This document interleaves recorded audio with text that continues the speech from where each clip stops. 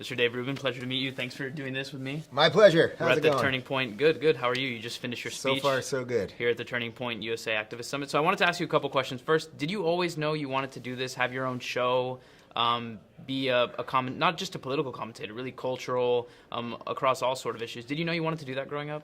I mean, the real answer is no, in that the internet did not even exist when I started doing everything that I'm doing. I kind of always wanted to be a stand-up. I saw Bill Cosby himself on HBO in 1983 when I was 7 years old, and I remember laughing so hard, like to the point of pain, that I thought, who wouldn't ever want to be a comic? So I really always kind of wanted to be a comedian. There was a piece of me that always wanted to be a politician too, and then after studying poli-sci in college, I was like, wow, the system is so whacked, who would ever actually want to be a part of that?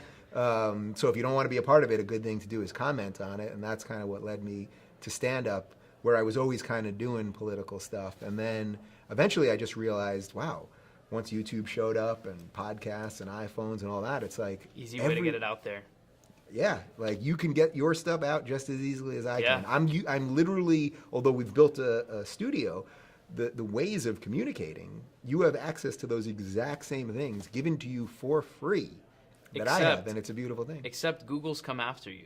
Yeah. Have they not? So talk to us a little bit about that. So it's free. I mean, it's free and open until it's not. Right. So talk to me a little bit about that experience, what they did to you, and how you fought back. Yeah, so there's a couple things. I mean, there was the adpocalypse, which most people know about, where basically there were a couple stories in the media where they were saying, people's ads, major companies' ads are showing up on alt-right, Alex Jones, InfoWars stuff. Dave Rubin, alt-right. All Dave Rubin, alt-right, yeah. So basically there were a lot of articles written about it. These big companies pulled out. So they just pulled out of advertising in YouTube.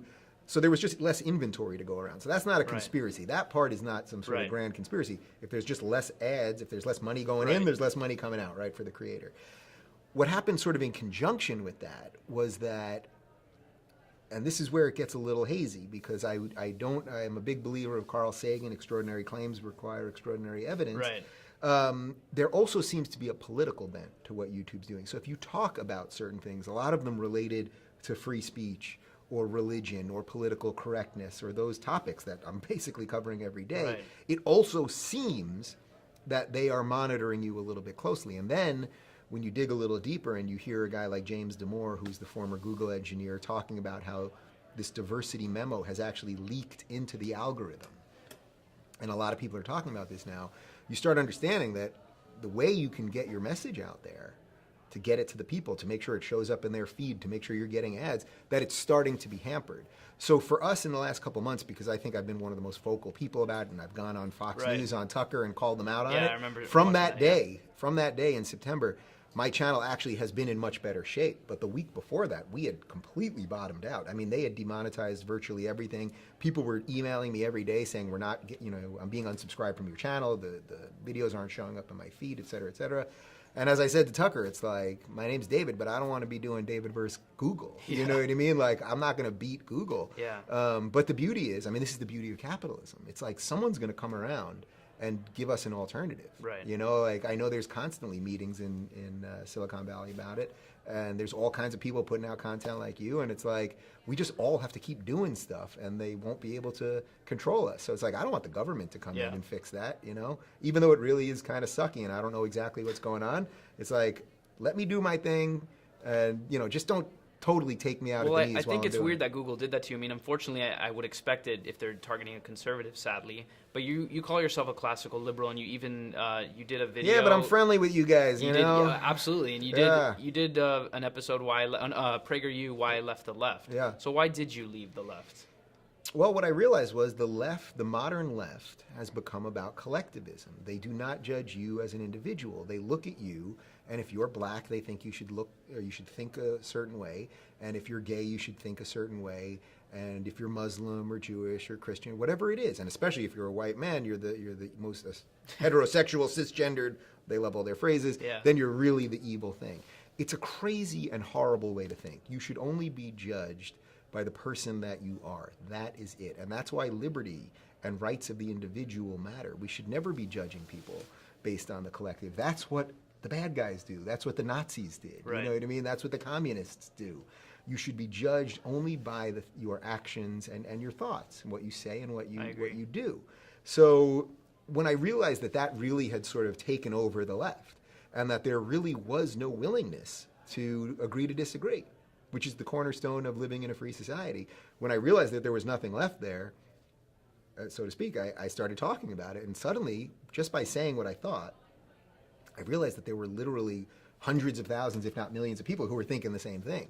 But they had been so locked because of political correctness and a fear of saying whatever they think that they were afraid to say what they think. And I think all I've done is, by having, I suppose, a little bravery to say what I think I've shown some people that you can say what you think too. Open the door to that conversation, yeah. And they're not gonna come kill you just yet. Have you been attacked by the left for saying that, for criticizing your own side, so to speak? Oh yeah, I mean, the funny thing is that for all the things that I may disagree with, whatever the right is, they embrace you more. Yeah, I'm here. We're proud of that. Yeah, I'm here. Like, what does that say? And I don't get any invites from them. So.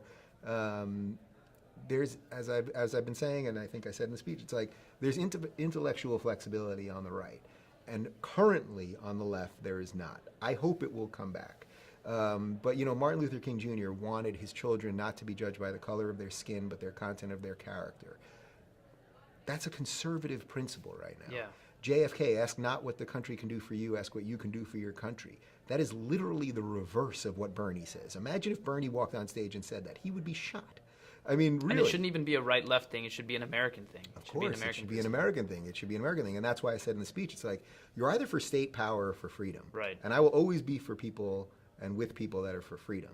If you keep thinking that the government has to grow so it can take more because you have less and all of these things, give to certain people based on skin color and treat other people differently and all of these things, that is a recipe for disaster. We've seen the results of that. And I just don't want anything to do with it. So you talked to me a little bit about the primary, that was your primary issue with the left. What about the right? What's like the one issue that you have the biggest problem with? Somebody asked me that in the Q&A, and it's a great question because at the moment I don't have major, look, there's a bit of a little bit of a religious tone with the right that I don't love. Mm-hmm. But at the moment, they're not really doing anything about it. They're not pushing their religion on anybody. Right. So even that, I've seen the right change. Look, the right changed basically on gay marriage because they embraced the libertarian argument on it, which is that the government should stay out of your private life. Well, and yeah, you look at Donald Trump, the most pro-gay marriage candidate The guy was ever on elected. stage. I mean, he got a standing ovation at the convention for talking about gay marriage. Peter Thiel, an openly gay man, stood there and got a standing ovation when he gave the speech before him. So the right has shown intellectual flexibility, and the left hasn't. So at the moment, I don't have a good. But we'll see. I don't know. Yeah, we'll see, right? And these things flip. There absolutely can be an authoritarian bent to the right. Yeah. And I think it's less likely. The left used to be the more free speech, when you look at a couple decades ago, and that's switched. So Berkeley, Berkeley, which is literally the worst place for free speech in America right now, used to be the home of free speech because it was part of the left fighting the power. So these things flip all the time. And again, that's why I would say the right-left thing or liberal-conservative thing, all of those things, they're just becoming increasingly meaningless. The Trump election basically has flipped the chessboard. The pieces are everywhere, and now you got to figure out how you're going to play the game. So while I know a lot of people are freaking out right now and they think the world's coming to an end and Orange Hitler's here and all of this nonsense, it's like, no, man, there's incredible fertile ground for good ideas. So fight for what you believe in, even if they're not the things that I believe in. All right, I got two last questions for you. What's your advice to young professionals entering the workforce? And then also, what's next for you? Is there anything in your career you haven't done yet? Would you like to go on cable TV maybe? Well, as for what people should do entering the workforce, as I work for myself, I don't know that I can give anyone any advice on that. Fair enough. Do good work, I would say. How about that? Put your head down, hard work. Yeah, I mean, care about what you do, hopefully, and you may not for a long time. When I was struggling for most of my life, certainly most of my adult life, I did every stupid job you can imagine, from bartending to promotions to PR companies, and I everything you can think of. Yeah. Everything. Standing out on street corners, handing out tickets for comedy shows. And it sucks when you're doing it, but you're young, and that's part of it. And then hopefully you graduate to do something better. As for the future of what I'm doing, I just want to keep strengthening the ideas that I'm talking about. I don't think, I get all sorts of offers now, and people are like, well, you can do more shows, you can do bigger things, we'll give you more money. It's like, we've built something that's really nice. We have a great, slim, trim team. My company has no debt. We've built things in a way that honors the things that I care about, and I hope to keep growing that and see where it takes you. Yeah, and see where it takes us, and maybe do more travel. Do a little more shows on the road. I really like doing talks like this and talking to college students, and I think that's pretty much it. We shall. Best of luck to you, Mr. Thanks. Dave Best of luck to Rubin. you. Check out the Rubin Report. Thank you so much. Thanks, brother.